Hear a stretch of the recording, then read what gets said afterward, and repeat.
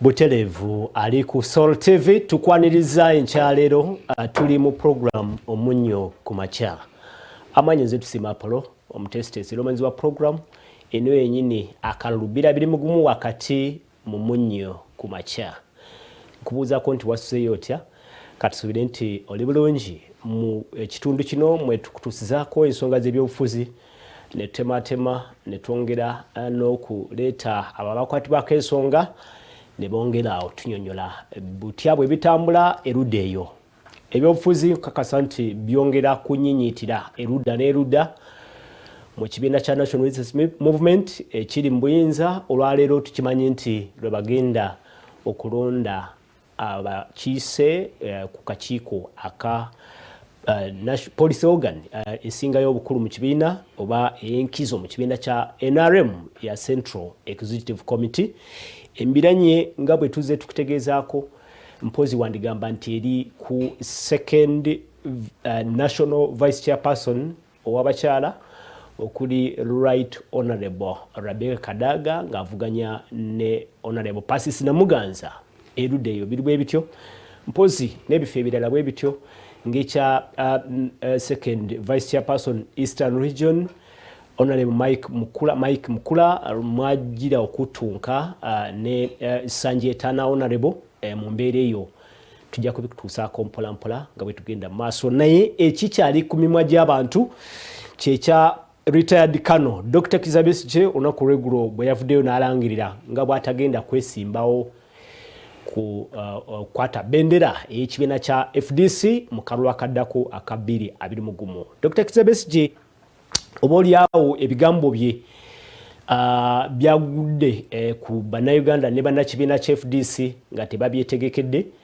embeera eyo amaloboozi ag'enjawulo twabirabye nga bwe byabadde ku kitebe wano ekikulu eky'ekibiina Enajje Nankumbi abamu nga beesaza akajjigiri bagamba nti Dr. Kizza Besigye otulekedde ani bw'ogenda tusigadde tutya mu mbeera eyo nga bwebityo byatambudde erudda eyo naye Dr. Kizza Besigye yabadde mulambulukufu n'agamba nti okusalawo kwe yamaze okwebuuza ku bakulembereze mu kibiina kya FDC ne bakanya nti bo batwale plan A yajja kujja ne plan B. Ebibuuzo bikyali nti plan B yeriki.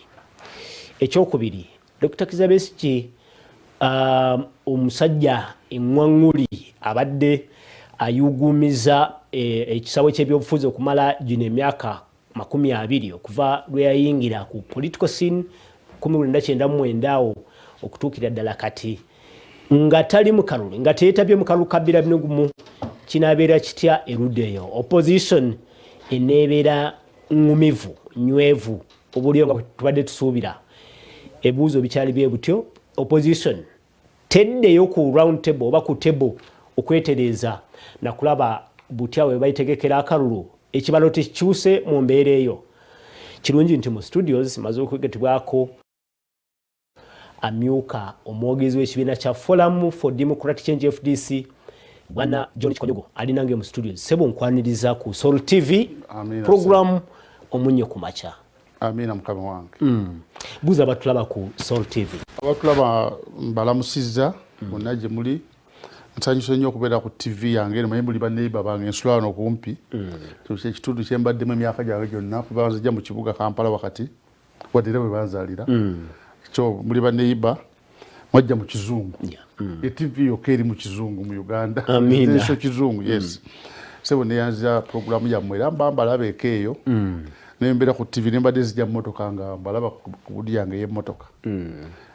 Bambalaba bulungi mwogera sebo. Kale, bwana John Kikonyogo tumaze kikakasa nti ekibiina kya FDC ku mulundi guno Dr. Kizza Besigye abadde namba mwenda wammwe tajja kwetaba mu kalulu kaddako aka 2021 era tumaze okitegeera nti candidate gwe mugenda okuleeta bwe mbanga fielding candidate mu kalulu akaddako either ajja kuba ambassador Waswabirigwa Omulongo oba ajja kuba Honorable Patrick Oboy Amuriat President Kati. Ekyo kitegeeza ki eri ekibiina kya FDC mukyali FDC eri gye tubadde tumanyidde yuguumya oba nedda? Omanyi ekibiira kibeera okusinziira mu mbeera eriwo. Abantu abamu bagenda bakola ensobi twamanyira nnyo okumanyira nti omuntu alina kubeerawo omu. Kaakati luli emabega mubadde mutugamba Besigye alemeddewo agaliddewo tayagala kuvaawo kulekera banne. Ate Besigye walekera banne ate kati mufudde bannange Besigye abaviiridde ekiraba. Kakati ffe nga-FDC tubala ebintu bino mu ngeri ya bulijjo. Omuntu wa bulijjo ng'egyabibala ne tubibala mu ngeri endala manyi tulina background ffenna bangi abalina background ya FDC ekiyeekera. Bokola ebintu by'ekiyeekera si olwalongedde otwala olw'ekiyeekera si engeri gy'olwana lwatwala oli conventional. Olw'ekiyeekera ne mbeera batono omusobola okuwangula olutalo gwelirawo naye ate convention yeetaaga numbers ennene nnyo. Kakati ffe tusobola okulwana mu ngeri yonna nga FDC. Tuyinza okukola ebiri nnomo abantu bebalaba amangu ne tukola n'ebiri sophisticated bebalaba enkeera. FDC mirundi mingi mujja nti egenda kuggwawo. Besigye yagamba nti nvudde kuba president buli omu n'agamba FDC egenze. Muyinza mutya okugyamu omuzannyo wa Masinga ne mugamba ave kuba president yadde ebbali. Okiraba mukama wange ne president Besigye yadde ebbali ekibiina ne kigenda mu maaso. Wano jjo mukulu muntu we yadde atambula nibaga FDC eweddewo temulina maanyi naki. Naye kati singa owulira primaries ezigenda mu ggwanga ate tuzikola mu magezi. Olumu twana zikolera mu mawulire nga tugenderedde. Ne mulowooza nti eri wansi tekitambula. Naye kati abasinga mu Uganda bakola analysis ya politics nga batambulira no mu Kampala district yokka.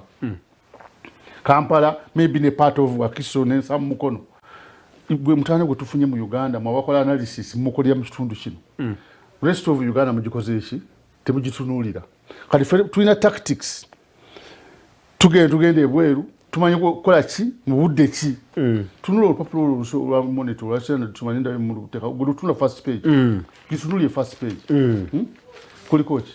Besigye exit brings end what's more important to now 20-year race. Enaku zino FDC mbadde muyitadde mu bad press nga mugenderera abamawulire. Naye kati eggulo NRM ine ogundi egenda mu maaso y'amaanyi wali. Ne tukolayo ka stint bwe kati ne tubajjako amawulire lwampaka ne tugaze waffe buli munnamawulire oyisiko kituufu laga abantu first page ya monitor nkwegayiridde bagirabe. First page yeyo Besigye exit brings end to 20-year race. Okufuna first page mawulire gonna is not a joke. Ne babadde batugyeyo batuzizza mu page nga yakutaano. Kati Kikonyogo ne manefa ali mu publicity. Niko data. Babali branding ya FDC. Tulina plan. Bwana Kikonyogo to do what? Okugrabbinga headline. Yes. N'okukola ekibiina oba okutuukiriza objectives z'ekibiina no sustaining long term objectives z'ekibiina kya byanjawulo. Andi kati FDC twagizimba ku musingi mugumu nnyo. Ekigendera kyomwe si kugrabbinga headline. Nako data. Twagizimba musingi mugumu nnyo. Kikonyogo enkyane wengenda mu kibiina ekirala. Eno shaking ground si atosobola kushakinga kinene. Manyi ennyumba zebazimba ku musenyu zezinyenya bwezi. Ne FDC ina foundation y'amaanyi nnyo nti president w'ekibiina yagenda. Former secretary general n'agenda. Electoral commissioner n'agenda. Ne bava mu kibiina omulundi gumwe ne bagenda. Up to now ekibiina gye bagenda mutosobola kyogerako nga FDC yesigadde ki ekimu? Yes. Esigadde intact? Kankuwa examples. Manyi I'm a scientist. I go by practical examples. Obadde owulira obulo obugenda mu maaso primaries mu Uganda yonna. N'olaba primary yabadde Lukungiri esinga yenaalemu eri Katonga kati amaanyi agagibaddemu. Naye nga abantu balwanira ki kifo ku kadi FDC. Incumbent ne bamuwangu n'abeera wakusatu. N'olaba amaanyi agabadde mu kalwako. Incumbent n'ateekamu buli kimu n'abamuvuganye bateekamu atabadde incumbent n'awangula naye nga akalulu bakalwanidde. Ekyabadde Kasese wakirabye ba incumbent bali mukaaga MP only 3 came back ninga balwanya ticket yake. But you're talking about Lukungiri and Kasese kulaga zetumanyi nti ezo ze hotspots. Ati problem ya mmwe mubala Uganda mujibali ya Kampala na Wakiso yokka. Ne obulo obusinga obungi buva mu rest of Uganda okusinga obuva Kampala na wano. Kati ffe twategeera amagezi bana abasajja badde batukosa batya. Twali tusigala mu towns. Okay. Ne batugenda mu byalo eri. Kati ffe twayingidde ne mu byalo. Abamu bakyali wano Kampala concentrate wano tuli eri. Olaba excitement yabaddewa embali. MPC gwa bawangudde taata. Ate yakaba MP incumbent we FDC. Ne balwanira kadi n'omuntu avudde ebweru ne balwanira embali. tuvudde Kasese nkulaga tuli Lukungiri tuli Mbale point erichi nti FDC ekyali yamanyi nnyo wansi ekyali nganzi nnyo mu bantu eri strong okusinga abantu balowooza naye tukikola omuntu kigeredde manyi kati bana abatuvuganya bwe tuvuganya nabo bwe bategeera nti wali oyina amaanyi balumbawo kyova olaba twalina tactic bbiri mu FDC tulina structures ezimanyiddwa normally ne structures zibutamanyi normally ziriva kyo yes lwaki omanyi lwaki zino ezabulidde ezimanyiddwa kyangu eneme waffe kubanga alina ssente nagera nazinfiltrate nazigula kati gwogenda okugula zino eziri gundi olowooza nti otumazeeyo kati tusoka tujjayo ziri nezivaayo ez'emabega kati ku ssaawa eno Besigye wavudde aga nti ngenda kuleka kino Besigye tagenda kuwummulako asirike yes kituufu is a serious factor mu kalulu kano akajja oba omwagala oba tomwagala he is still a factor Dr. Kizza Besigye no doubt he is still a factor naye tugamba nti nga tali mu kalulu tali ku ballot paper then FDC ejja kusobola okuvuganya okuteekawo okuvuganya nga bwe badde ezeevuganya eyinza n'okusingawo manyi lwaki kati Dr. Besigye abadde alina abamuwagira kati singa ekya mwami Birigwa yayiseemu katugambe waliwo bajja okuwagira Birigwa ng'omuntu abamuwagira nga ye ate nga badisobola okuwagira Besigye kati ababadde wagira Birigwa bajja muwa Besigye alyoka agamba ababe nti mbeegayiridde nammwe muteeke ku Birigwa olwa kati Birigwa afuna amaanyi agalidde abo ate Besigye gatabadde nago kati ku ssaawa eno singa Mulyati yayiseemu for example abantu beekewaabwe ne bagamba nti ffenna abe mu kitundu kyaffe naawe nomwana naffe yewaffe ngeza bugeza ne bagamba nti kati that is only one sub-region. You're talking Sub-region, about yes. only one sub-region. Anti nkubuulira. But we are talking about the whole country. Anti tuli bwetu Besigye already ng'omuntu government bwe baddemuwa obululu ng'emuwa 3.8 n'atawangula ndidako taata ng'emuwa 3.8 bwe bamuwa naye nga kimanyi actual bukola ki busingawo 3.8 singa esigala wali 3.8 million. yes President Museveni afuna 5 yalimu 5 yes kakati mwami Mulyati bulijjo walaba kuli MP abasiba kuva mu Teso baali ba NRM ne bagala naffe omwana waffe yeesimbyewo kakati katuwo waffe do you know nti Abateso bali third most populated tribe in Uganda populous tribe Abateso bye bibalo byammwe no you kyekibalo ati kati nkuwulira mu policy olina okubala ebintu bingi there are many factors in politics seen and unseen tolooza nti fafe tisi tubadde basiru nnyo okulirizinga Besigye oyo actually kikonyogo mbadde mmanyi ti Dr. Besigye tajja kudda more than 1.5 years ago no actually mbadde ntekwa kikubuuza era kankikubuuza okyanukula eri abantu embeera eno mwali mugyetegekedde mwakitegeerako nti Dr. Kizza Besigye tagenda nkubuulira nno ngaazi nga kikonyogo nkubuulira wano mbadde mmanyi more than 1.5 years ago Dr. Besigye tagenda kudda sure tolowooza nti fafe tisi tubadde tusirika nga tumanyi timing eri luddawa when do you say what and why kakati mukulu badde nkuwa kakamalize kagundi kali singa mukulu wa Mulyati yesimbawo for example Abateso nokolanga Kenya ne bagandi fena katuwo waffe the third highest school in Uganda Dr. Besigye nakwata ono mu Buganda okumbi wadasi ngofuna obululu ne tukwata chanke eno tujongera kwa Mulyati Abateso abacholi waliwe bali nabo mama wa Mulyati mucholi nabo ne bagala tuwadde ono waffe olaba already tuli about 35% y'obululu katwana kutandika so kati ne tuleka n'abalala ababana abanupu n'abaki nabo ne bakwata awaabo okyala nti President Museveni tumudinayinga 51% immediately nga twagadde immediately Mulyati tovudde namu Kyagulanyi tovuddeemu President Museveni najja tumudinayinga 50% immediately ebyo kati byetaaga okubala ku bantu abateeyagaliza nnyo mayi kati problem ya Uganda ababala ebintu abamu abibala okusinzayo gyakitwalanga ye muntu naye oba ku bantu ngaffe bakikonyoga abateetaaga nnyo bifo birala nemba siyiseemu mu kirala nenzia ku mmeeza kubala muzannyo gw'okunnyumira ebyo nebyo Dr. Kugenda twabibaze twategedde n'okutegera wen kubanga jjo Dr. Besigye teyazze kugamba nti ngenda ne tukola omukolo ogwo first page yandibaddeko NRM olwaleero si kyekyo yandibaddeko do you think I'm stupid okubala nti tuteeke ku lwakusatu si lwakubiri kwegula baina mbona badde ba campaigninga ne kati obikula page nga yakuna yeri kadaga ne namuganza si kyekyo tubikola tubala mwana John Kikonyogo mu kibalo kyamwe ekyo ekitegeeza mumaze okukakasa nti muteekwa ku fielding a candidate okusinziira ku kibalo kyamwe kyotubalidde wano muteekwa kufieldinga candidate okulaba nga mulemesa Yoweri Museveni candidate wa NRM okufuna majority vote. Kisinzira embeera enebeera mu biseera ebyo. Naye kati ekiriwo kati olwaleero end of next month ejja kuba kirala. Embeera webanga kati eraga nti kaakati amaanyi ge tufunye bwe tufuna candidate omu tuwanguliyo 75%. Tetuno naatebudde kuteeka oba candidate balala. Opposition baba bakkiriza. Ekitegeeza ekyo mugenda kibala tujja kibala n'abalala bana abaagala okubala. Naye tebalina kyakukola mu Uganda kati batwala kinyi nga ddala kyabaleeta change. Tulina okukibala ffenna. Ne tugamba nti kaakati omanyi bwe tuteeka omuntu omu ku ssaawa eno ne tugatta obulu bwonna kikola. Bwe kiba tekisobola kutundika mu bantu mangu kizibu nnyo okukyusa abantu abadde bajja beesiga 100% nobagamba muwegende muwagira ekikonyogo. Olina okunnyonnyola ennyo lwaki bakatwala ebibuuzo bye mwebuuza ebimu. Dr. Besigye tugenda kumala ebbanga lya mwezi nga mulamba nga tunnyonnyola lwaki akoze kyakoze. Nakiraba mukama wange emu sijja bikuwulya kaakati batwetaaga tubinnyonnyole in phases. Oli ku Munnyo kumakya wano ku Soul TV amanya zetusima Apollo mu studios ndine bwana John Kikonyogo amyuka omwogezi w'ekibiina kya Forum for Democratic Change FDC.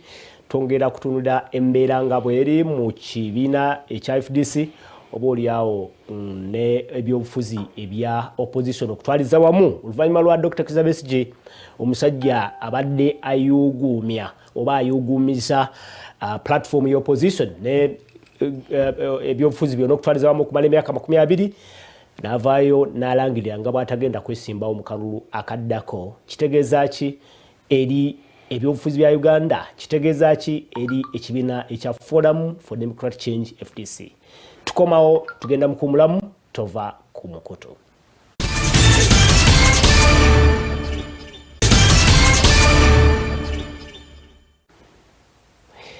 Butelevu kulikayo mnaffe mukumulamu okwo tukyagenda maaso ne program yaffe Omunnyo kumakya wano ku Soul TV amanya zetusima Apollo mu studios ndine bwana John Kikonyogo amyuka oboolyawo ne ku opposition okutwaliza wamu Dr. Kizza Besigye ng'amaze okulangirira nga bw'atagenda okwesimbawo mu kalulu akaddako aka 2021 naye mu kiseera kino nga tetunakweyongerayo nandisabye nti nkuyunge ku Ninefield Mutebi ali ku kitebe kya National Resistance Movement ku Plot 11 Kyadondo Road nga keterekerero kali ku okulonda abanatuula ku Central Executive Committee.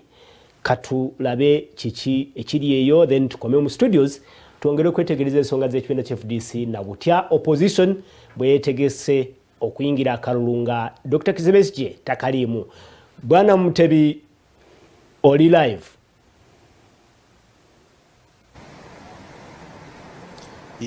Mukulu Apollo onsanyise okulabika nti nkwegaseeko osawa zino n'omukulu Kikonyogo nkulamusizza nnyo nnyini ddala. Omukulu Kikonyogo oyo mukwano gwange nnyo tutambudde akaseera akawera ng'ali mu byabufuzi nga nze ndi mawulire saidi eno naye mu bufunze twagadde tubalagekoko ekiri ku kakiiko k'ebyokulonda wano ku Kyadondo Road aka NRM olunaku olwaleero nga bagenda mu maaso n'okulonda abakulu abo nga boogedde. Ekifaananyi ekituufu ekiriwo kyekyo abalabi baffe abali ku Soul TV enkya ya leero. Tewali keetalo koyinza kwogerako, tewali mbeera yonna gy'oyinza kwogerako eraga nti oba waliwo ekigenda mu maaso saidi eyo, naye nga tusuubira nti wano we wali Ettale Center okusinziira ku ge twafunye we bagenda okuŋŋaanyiza byonna ebigenda okuva mu bitundu byonna gye bagenda okulabika nti balondera ate bigende maaso biweebwe chairman wa ekibiina kino oluvannyuma n'ayogerako eri oboolyawo eggwanga n'abantu ba NRM ku ssaawa awo nga emo nga byonna bimaze okuvaayo. Ebipande bye bisinga okubeera ebingi wano ebyabo abaagala okwesimbawo ku bifo ebyenjawulo naye n'okusingira ddala ebiri wano byebyo ebyabo abaagala okuvuganya ku bifo ebyenjawulo nga bwe tugenda maaso n'okubiraba ebya NRM. National Vice Chairperson Western ndaba omukulu Ali Moses Kigongo n'abalala. Ebipande byebiri wano naye nga munda tewali kiriyo kyonna. N'omukulu Tango Doi abadde tannaba kutuuka naye nga tusuubira nti oboolyawo okulonda ko kwatandise side eyo nsuubira kugenda kubeera scientific era nga kugenda kubeera kuno okwa electronic nga bwe bavaayo ne batutegeeza nga bwe nkugambye nti wano ku kakiiko k'ebyokulonda aka NRM ekituufu kyekyo tewali bizinensi yonna egenda mu maaso mu kiseera kino. Oba oliawo ebbugumu lyabadde mu bantu Ssekinoomu abesimbyewo nga bw'olaba omukyala Rebecca Kadaga ne munne n'abalala abo abatonotono, naye nga wo wano ku ground tewali bbugumu lyonna ly'oyinza okwogerako omuntu lyandisuubidde. Tusuubira nti ebbugumu liribeerayo mpozi mu kamyufu kubanga bino byo byabatono, kyova olaba nti buli kimu kya kimpowooze nga bw'ogenda mu maaso n'okulaba. Apollo ate ekyo kye twagadde okubalagako ekituufu ekiri wano we bagenda okubalira akalulu ani awangudde ani ku bifo ebisava ebyo ebyabannaffe abaagala okulayika nti batwala ekibiina ekiri mu buyinza ekya NRM mu maaso. Omuzindaalo kangu kuddize ekifaananyi ekituufu ekiri wano kyekyo kyogenda mu maaso n'okulaba. Alright. Oli ku Soul TV program. Tuvuddeyo eri bwana Mutebi Nanyini Field tuwadde ekifaananyi obuliawo ekiri ku kitebe ekya National Unity Movement nga beetegekera okulonda abanaatuula ku lukiiko olw'okuntiiko Central Executive Committee olunaku olwaleero. Mwe tusuubira nti mujja kuba ebbugumu ery'amaanyi olwa abamu ebikusingira ddala ku bifo ebyenjawulo nga ekya second national vice chairperson omukyala then neffe ebirala bwe bityo. Tujja bikutuusaako mu mawulire gaffe ne programu zaffe eziddako, naye tukomawo mu studios okulaba nga twongera okumulungula ensonga z'ekibiina kya FDC butya bwe beetegekedde embeera eno. John Kikonyogwa atugamba nti beetegeka dda ensonga bagitegerako dda nti Dr. Kizza Besigye afuluma tagenda ku sikufuluma tagenda kwesimbawo mu kalulu akaddako, naye ebibuuzo byo ebikyali mu bantu bangi okusinziira ku kyetwalabye ku kitebe, n'abamu ne batuuka n'okukaaba amaziga gennyini nga bagamba nti Dr. Kizza Besigye tulekedde ani. Ekyo tekiraga nti oba oliawo Dr. Kizza Besigye obukulembeze bwammwe mulina okutwaliza wamu tebwategeka bulungi succession. Kuba that's part of succession, nti omukulembeze bw'aba avaawo mutegekayo omulala najja nga ali acceptable eri abantu bagenda okukulembera. Ebyo byoyogera babikola mu America na Bungereza. Naye mu ngeri ya Uganda yo buli kintu ekimu buli okijjayo amangu bakizikiza nga kikyali kito kikyali wansi. Hachovola batulina okubeera mu mbeera ereesaana Uganda ku ssaawa eno. Singa twakikola omwaka mulambe emabega ate osangayo twantukidde mu kalulu nga Besigye factor tekyali issue. Naye kati Besigye factor ejja kutambula okuva wano okutuuka mu February oba oyagala oba toyagala. So timing is very important obulu buno. Akati ffe twakikola ate toyinza kuwulira buli omu kubanga si buli omu abeera kumpi naawe ti abeera wo 10 ku 10. Abamu ayinza okugenda nga bami nga sina mbego baki ne out of excitement mwabyogerako dda nti mu FDC mwina mu bambega. No, ensi yonna yonna ate abamu tebabeera bambega maze sikiriza nnyo byambega mu Uganda tekintu kyamanyo kiri awo. Ffe tuba tuza nnyo tukola kigundi police we FDC tumukola nga tuteekawo embeera ng'azanya chess. Omweso ogulaba ng'otunula n'ozanya n'oli ng'otunula talina muvu gy'okweka naye amaanyi go n'obwongo n'entegekayo n'obwongo obwo bw'oli. Sigamba nti nakoze muvu n'atagiraba ebyo tebiriiyo, buli omu agiraba n'ensi yonna eba egiraba. Kati FDC twategeera nti buli omu olina omubuulira ku budde bwe. Kati bambi abaana abo bakaaba olaba babadde banyiize bakoze ekibatuufu mitima gye bagibaluma. Naye ate singa bababuulira amangu excitement era egende kitwala ne bwe tulwanyisa ategeere nti kiki mu planninga kino na kino na kino. Tubana mwe banamawulire mwenna 99% twabakutte nga temumanyi kiddako. Naye tulowooza nti singa mwategeka dda ne muwanjula omuntu wammwe 2 years before the election ne muvayo ne flag bearer wammwe ne mutegeka nga bukyali ne mumwanjula eri ensi, oba oliawo yandibadde n'omukisa ogusingako ku gwa bano be mugenda okulonda okusunsulamu mu wiiki eno. Abantu bano betuzanya nabo olina okubategeera. Oyanjula omuntu olwaleero okunoonya kanonde banoonya kali bamulemesa wano waliwo lawo ennaku zino abakyali ku kino bamugamba nti ate kkala yaffe wali ku kkala ati mugamba nti kati ekibiina bakiwandiisizza byo biraba ndoza babyogera kakati. Ebyo nawe obikola mangu. ate bafuna counter nabo kati FDC bantu betukwagala tubamanyi nnyo okola ekintu nga tebaza kizza amabega ku ssaawa eyo n'okikola ne beewunya n'okwewunya ti bano abasajja badde banoonya kino na kino bulijjo tujja kusurprise abantu bintu bingi ebikyajja ebiri mu store ekyo ekimu ku byo twakatandika beera mmere eyo pudding ya Dr. Besigye okukola kyeyakoze tulina ebirala ebijja shocks buli omu wajja okwewuunyiza kubanga kati ku ssaawa eno ate kitugamba n'abantu toteeka amagi gonna mu kisero kimu oli wajja n'akikoona bw'ati gonna gaatika kati ffe oteekako kino wano kino n'okiteeka wano bajja genda okutegeera ekigenda maaso nga tebakyali akitegeera olaba gundi twakola FDC ng'erinawo FDC enajja nankumbi abamu ne bagenda Katonga twakikola tukigenderedde kubanga sera twagatta byomini tubiteeka enajja nankumbi osanga bandyekwasiza ntubadde ku street ekibiina kyammwe kyekikola demonstration ne bakiwera amateeka mwe tubali osokiwera amateeka temulina kukola kino mateeka ne bagenda mu kkooti ne batuwangula kale ffe tubyawula tuli bagezi netugamba mwe mugende eri bwe babakwata mubeera byammwe naye nga ate ekibiina kigenda maaso nga kitambula ebe naffe tubimanyi tubyawula Besigye yagambye nti bundi bagiyita batya plan A ne plan A esigadde mu campaign etugenda kugenda nayo mu campaign oyo ne plan B kati plan A nze nga Kikonyogo gye njogerera plan B erikiyo ate kati nze njogerera nze nsigadde ku plan A gye njogerera plan B sigyogerera kati plan A ejja kuba ekola eno ku byaffe ebyakalulu ne plan B ng'ekola ki eri plan B sinze njogerera naye mba nina kyemmanyi I'm not allowed to talk about it kakati ffe tugenda kukola plan A yaffe tugiguse era yakugambye ajja kuwagira plan A bide wano boogera Dr. Besigye era wanava alina kuwagira gundi oba gundi ali duty bound kuba member wa FDC okuwagira candidate wa FDC era ne mu negotiations bwe ziri maaso awo kusinza ku experience ye n'ebirala byamanyi naki era ajja tuyambako nti mu negotiating bwe muti kubanga is high experience ate abiyiseemu okugenda mu bwa president sewo ngamba nnyo abantu it's a marathon sibya kusanga busazi nga ogenda kuwe sikafu butuko sibya kugati kurisika bwana omuntu abagenda okulonda wali abantu batamanyi akwata akalulu nyaka nedda omuntu ono muwaka lulukambi mukwase eggwanga lino mwita abantu bakirowooza nnyo ekintu ekyo kakati benaffe tulina bi planninga abantu bano abasembayo wano tubakoze tutya agenda ku box wali tulina chance okulaba nti ateekamu akalulu mu saidi yaffe oba nedda kyova tujja kukola negotiation gye bujja banaffe baana abaagadde but bwana Kikonyogo oba oliawo beera mulambulukufu eri abatulaba n'abatuwuliriza ekibiina kya FDC kyekibadde oba oliawo nga kirowoozebwa okuba nti gwe muziziko ku kwegatta. Are you now open to discussions for a possible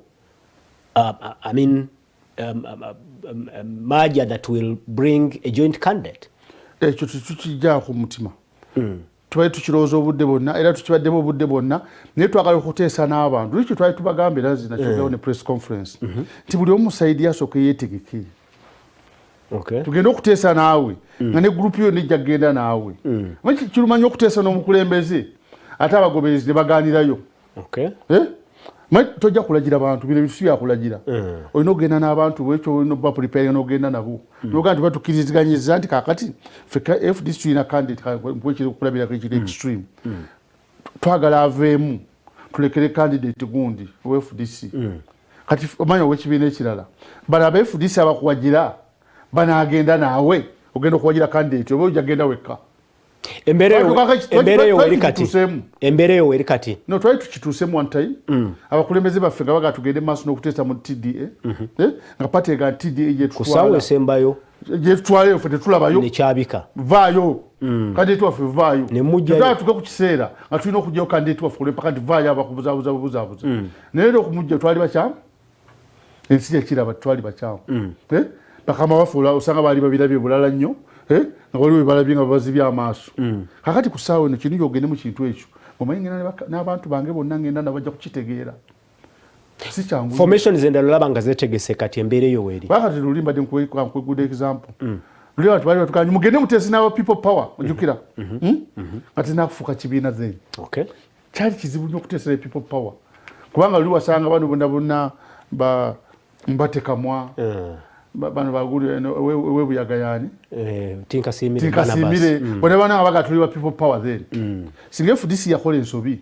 materyanga fo abali organized and highly between the pictures banji ne muganda tugenze kutesa mukulu Kyagulanyi mu meeting muri mu Kasimire muri mu Mbate Kamwa muri mu ani aba type ya bali abachamusize ekintu kuso bamba do bukofiro bumyufe omuntu wani bali tugudde mu tabu twani bali tugudde mu Kinya bali bali kabaduka bali bali nti afu twatesa na mwenga tulibe nale munenge no bugundi twani bali tuswadde ne kati it is better now mukulu Kyagulanyi akoze ekibiina no kalotegera nti bwe kirakiterede bulungi nnyo mugenda okutesa n'ekibiina si one man decision.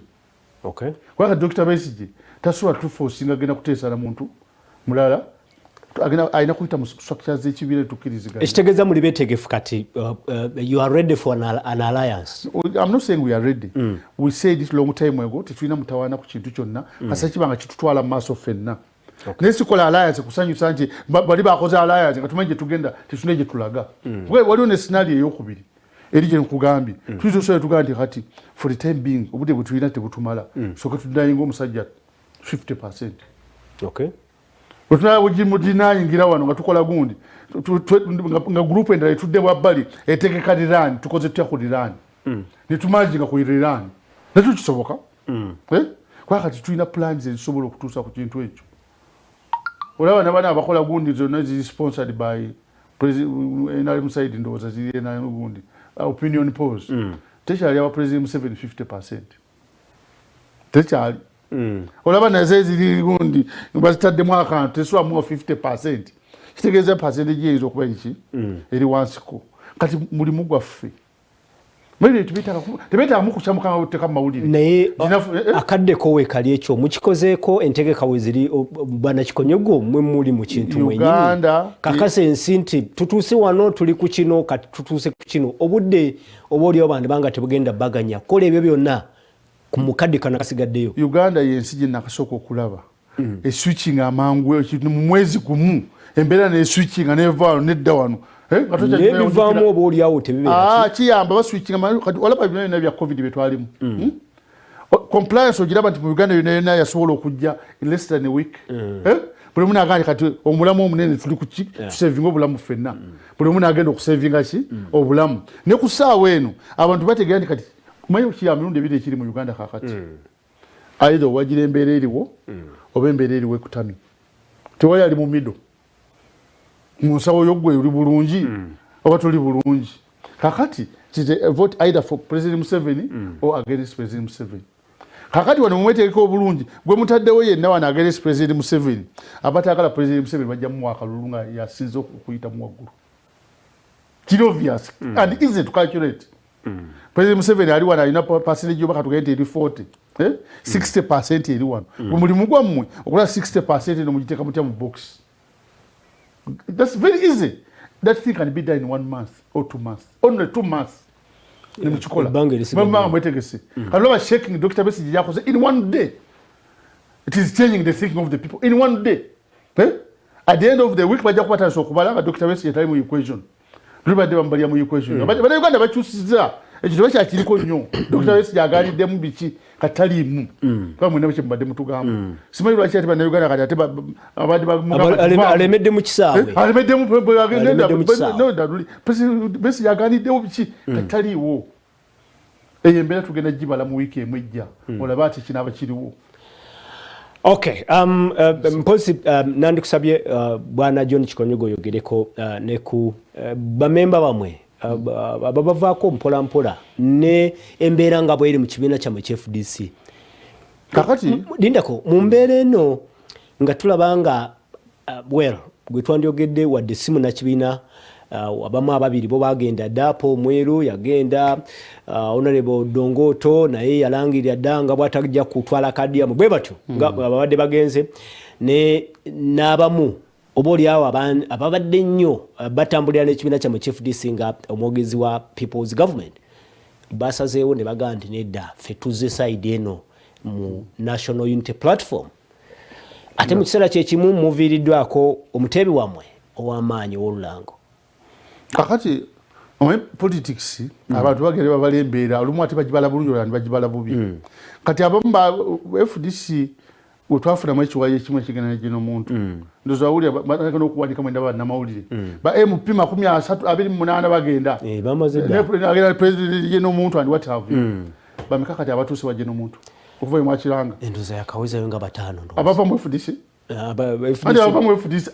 FDC yakafunayo mwiru ne Bwini Kiza ne mwiru ondule ne mwalanga abiri mbameka bagenda kutuka akaseera kakyali nekinyumira nnyo mulimu bannamawulire olaba batala bakupikinga kaadi zammwe ndira kumulanga kakati ku ssaawa eno abanonye kaadi ku headquarter okugenda ku kaadi ya FDC baali basukkamu 24 bonna lwe Nabbira yapikinga kaadi tagenda kudda ku MP yalanjirira ne baali 24 ate Nabbira akyali mu FDC tagama konti ya fuluma olishubire ngo ya fuluma kakati bano bemugamba nti banya abafulumi kati bali basatu bogambye abala sibamanyinze abala bonna bakyabala muzanyo balabe bayamba ate FDC futwategeka dda kasaba tuganti bagala genda ground tanko gitegeka singa bageze kyeshiddako tulina okuzawo MP omulala tovola bakasese abali bali bwe bati bagende wa muntu tebagenda ate abamusi tebalina mazima kuba bebasajja bambi abateeka mundoza nejje n'omuntu omutima tandika ekibiina tujja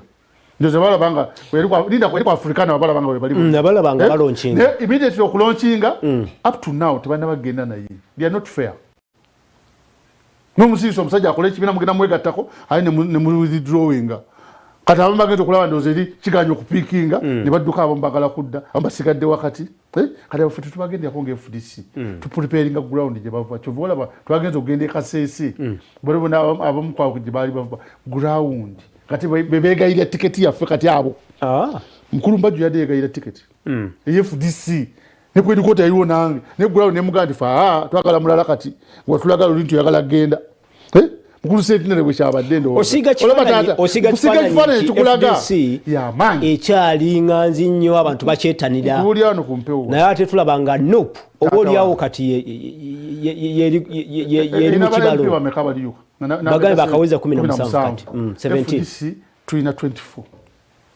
nemukakasa nti bamwebo mbuliawo FDC ukakasa otya nti bamwe sokolinde mbuliawo FDC yebano nye empapula wenkakasiza muntu ano ne empapula zo nasaba okwesimbawo ku kaadi yo mwina 24 abano nye empapula by then tugende mu kibalo nope ina 17 nope ekyalina chance 17 and 24 what is more nope ekyalina opportunity simple opportunity goodness pure ekyalina opportunity yokwongerako sokolinde opportunities vacants encha tukuti exact kati nope ina 17 futwina 24 nejukira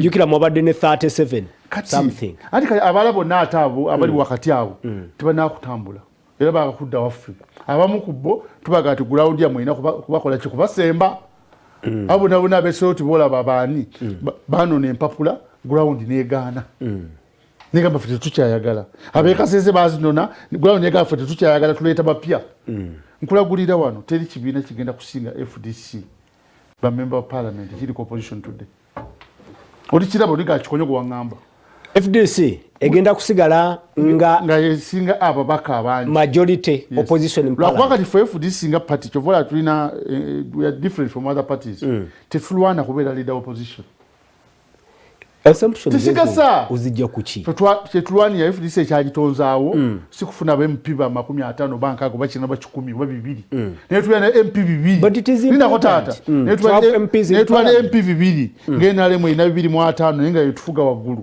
etuba tugudde commission yaffe yatuteesaawo mission yaffe yakutwala bukulembeze bwa ggwanga MP bili secondary netulwana MP 10 nenga tulo okulembeze beggwanga kitusingira okuya ne MP 25 ngena 25 bili binkaga mu parliament ngeye ino okulembeze netwale MP 3 ngena yemwe ina 2 ne okulembeze wa nemu yafuga Uganda mission ya fedebe tulemi ngabe FDC kyagitandisa difference yetuna ku bine bilala we are not fighting to be the opposition wa no bela MP nkaga no ya ina 10 what's the difference katogera mazima tuli ku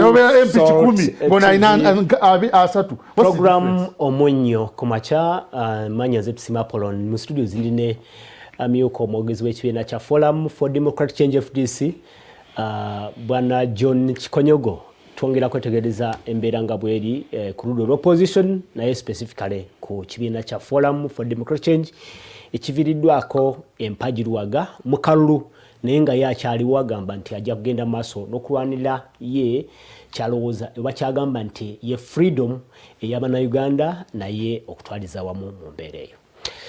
John Kikonyogo tulina eddakiika zaffe ntonotono awo naye ndowooza sisobola kuta nga toyogedde ku bigenda maaso mu NRM. NRM erabika okubanga kati oba oliawo bali a bit comfortable. How do you look at it? Omuntu bw'abeera comfortable mu NRM abaali ategeera tamanyi kubala bululu. NRM? Yes, manyi akaluka tulina okatwala mu ngeri bbiri. NRM ng'eraba Dr. Kizza Besigye mumaze okumujja mu bwe muti muggyemu epeesa erya Dr. Kizza Besigye. Waliwo subject. Neeraba emivuyo egiri mu kibiina kyammwe. Tulina mivuyo n'akamu. Ejo najona yes creation of the media. Omuntu obanga mulina emivuyo lwaki abantu bakyakabira Dr. Besigye tukomawo. Abaana walenga bakaaba. Neeraba omuvuyo guli mu opposition okutwaliza wamu. Omuli emivuyo embibi ennyo ekibiina kiwedde lwaki abantu bakyalwanira tiketi. Okwerumaluma n'obuteeyagaliza obuli mu opposition obumanyi gwe. Ffe mu FDC tubulina. Mubulina walala gye mulowooza ffe tetubulina. Naye nze yankubulya ekintu kimu. Kana akalulu kazibu nnyo okusinga abantu balowooza. Walaba akalulu akali mu NRM is not comfortable? Walaba akalulu akali bayinza okuba comfortable because of ignorance. Walaba akalulu akali mu Zambia. Bakola Kawunda. Kenneth Kawunda. Yajja ne kulaba wanu Zambia, wanu leader, wanu that leader Kawunda. Yali mutalika yali ani awo. Kawunda ngambe yamujja ku Kiruba. Kiruba was nobody to Kawunda. Ne kakati abantu basawo ne bagamba manyi titumulaga gye tulaga. Tusirike. Wajja n'omukubira engalo ne mu box ujja kumuwa 0. Kati kusano waddewo ekintu kibadde wanyamu ekya COVID okiraba kino. Ava kati musayi akoze nnyo olwanyiza COVID. Okusooka yakola bulungi. Naye ku end teri atafunye pain mu nsawo nga individual for the first time in Uganda. Ne siba na Uganda buka. Ati mu Uganda tuli mu Uganda tugenda okuvotingiramu. For the first time mu Uganda buli afunye problem mu nsawo. Kati ensawo eyo atatunuulira waliwo wali afuna yaziba obinaalya. Abo batono nnyo abo. Speaker yatugamba. Speaker yasi yatugamba no amasente zibatula bagulamu matama mavundu naki. Speaker wa Uganda namba 3 mu NRM. Era yavuganya kakati yabyogera. Speaker yatugamba tugamba singati yalinze. Singa President Museveni agenda kakati ku farm ye kukulunda. Tyani badde ku ballot paper. Yajogedde. Twakirabye kwa Masebo. Yabyogedde. Kati baba yakyogedde. Oza abantu bameka abawulira obusungu. Ffe tufa tetukola nakola. Bali sente bakwata bukwase balya bagulambe bijanja bitali bituufu. Okiraba bajja kutuuka okuwa akalulu bapanishinga ebintu ebyo kulabanga ebyokusaaga. Naye twagala balabula. Twagala kugabana mu bantu mpolampola nti mu COVID mwe mufunyeemu ki. Muli azibyemu ekizimbe. Campaign eri quiet. Campaign egenda kutambulira ku COVID. Wene evireyo bweti. Ojja kweyo kinabeera mu Uganda wano. All right, oli ku Soul TV. Tuli bantu ba bulijjo jja kiraba. Bwana Kikonyogo ndoza ekigambo ekisembayo segment ekisembayo. Kakasa abatuuliriza n'abatulaba ku Soul TV. Nti FDC oboolyawo eno si entandikwa y'enkomerero y'ekibiina kya FDC tuddemu tukirabe tukisomeko mu byafaayo nga bwe tusoma kati ebibiina ebirala bwe bityo. Kakati FDC eno gye tuyita FDC rebranding. Sure. Tugenda jifuna FDC bayitanga reconnaissance ne mukyusa ekintu ne mukijja mu form eno ne mukyeta mu form endala kyeyagalire obanga ngeri force embeera yetu kaka okutereza ekintu okiteeka mu ngeri bantu gye banakitegeereramu oyogedde bulungi embeera yetu kaka okukikyusa mu ngeri eyo tujja kikola mu ngeri eyeetaagisa mu budde obwo mujja kulaba ekiradda mu maaso awo abantu bajja kyewuunya naye beewuunyiza nti katuseo twafunye first page naye okulwana ogifuna nga mutukubye amawulire nga katukubye Bwana Kikonyogo bwe mutuuka ekibiina kya FDC okwenyumiriza mu kuba nti muwambye front page then that's also another big statement mu nsi muno okufuna visibility meka n'akalulu ne Dr. Kizza Besigye mwawambanga zono front page emyezi n'emyezi kakati taata ensi yakyuse kana akalulu bwe mutuuka ku kiseera ekyokusanyukira front page then that's another big statement taata wange embeera gye tubaddemu ebadde etabuse nnyo nga buli omu atukuba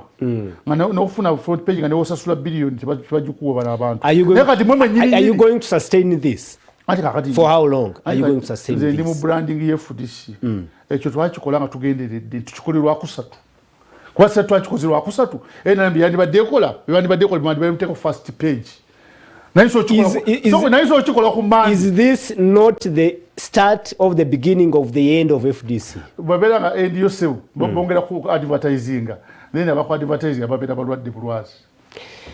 Tukwebaza munafe ali ku Soul TV program munye kumacha bwete bwetambudde tutekwa kwebaza Ndanyini Field mwami Mutebi atute ku kitebe ekye kya Dondo songa atetekwa kwebaza n'omugenyi waffe bwana ne pastor mwebaza mweke njawulo okutandikira TV eno ate nga nchamufu manyi waliwo TV ezinebafu naye eno nchamufu ne pastor naye muchamufu era omulaba nga asomera oyo muntu omuchamufu n'obeeranga obulamu mwebuli mwebaza ongeri enjawulo tujja kudda olunaku olw'enkya program kalulubira biri mugumu bwete bwetambudde wakati mu munnyo kumacha tugenda mu byemizannyo mu munnyo tova ku mukutu amanyire tusema Apollo kusibudde nti tuddemu olunaku olw'enkya beera bulungi ate welaba.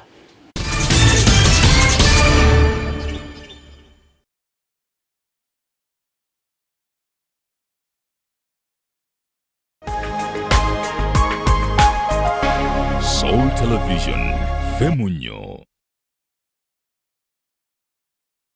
Following the nationwide directive by His Excellency the President of Uganda prohibiting all public gatherings to prevent the spread of COVID-19 spread by coronavirus, all House of Prayer Ministries international services, including all Sunday, lunch hour and overnight services have been cancelled. Alternatively, we thank God because the Word of God will still be shared at the usual times via Salt Media, that is Salt TV and Salt FM, including all our frequencies like 107 Kampala, 98.2 Jinja, 95.0 Mbarara, 102.6 Mbale, 97.5 Mubende, and 90.3 Fort Portal. The same will be broadcasted via the Salt Media app and on our social media platforms like Salt Media via YouTube, Salt TV and Salt FM via Facebook and Twitter at Salt TV. Please keep listening to Salt FM and watching Salt Television so you don't miss any of our services. Salt Media, Femunyo.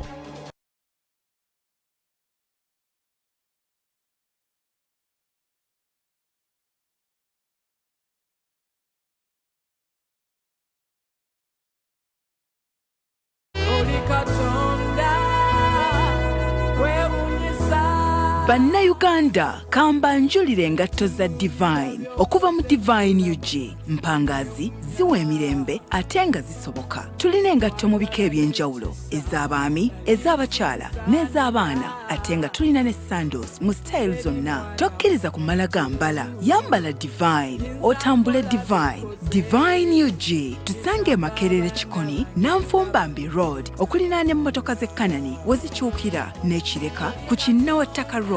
Osobola n'okudownloadinga app yaffe Divine UG. Tukubire ku ssimu 0752 009 988 oba ku 0787 221 55. Divine UG. Kampala was the genesis, taking over the city and the outskirts on 107.